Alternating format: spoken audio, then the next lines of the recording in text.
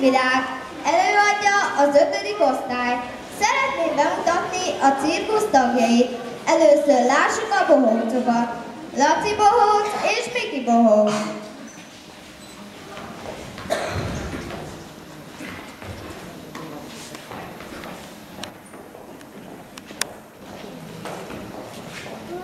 Bohóc vagyok, nem tagadom, csörgős ripkám neked adok. Cintányérom összeverem, bukfencezek a fejemen. Jó kedvemet nem tagadom, viccet mondok, ingyen adok.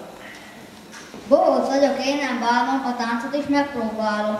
Ha nagy cipőn fent akad, a publikum is rám kacog.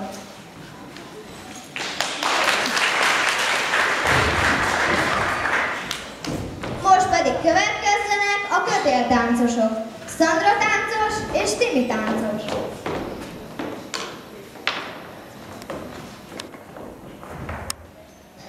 Szörnyű, de nehéz lehet ott a magasban egyensúlyozni. Jaj, leestek, de szerencsére nem történt bajuk. Felkapják a köteleket és ugróköteleznek. Igen, úgy látszik, hogy ez már jobban megy nekik.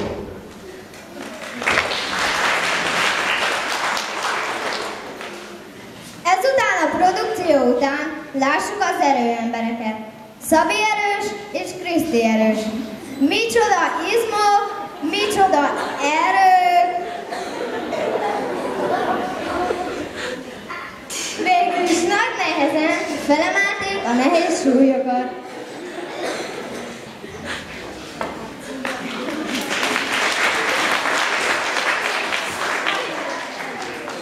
Gyula, az állatidomát következik a vérszomjas vadállataival, Anita cicával és Ágikával. Pattog a korbács, és ügyesen állnak az állatok.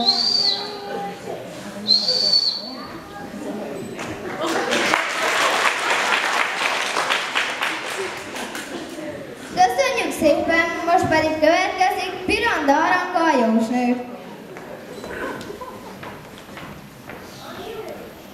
Kérem, jósolja meg a jövőmet. Látja, hozom a jósnőt. Boldogság, hosszú élet, egy férj és 10 gyermek.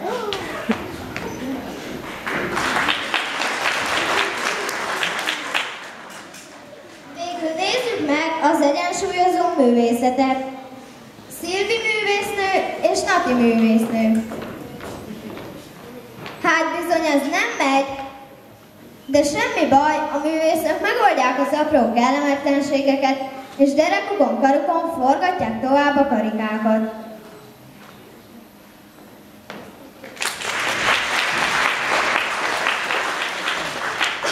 Köszönjük szépen! A cirkuszosok bemutatása után egy tánccal köszönünk el.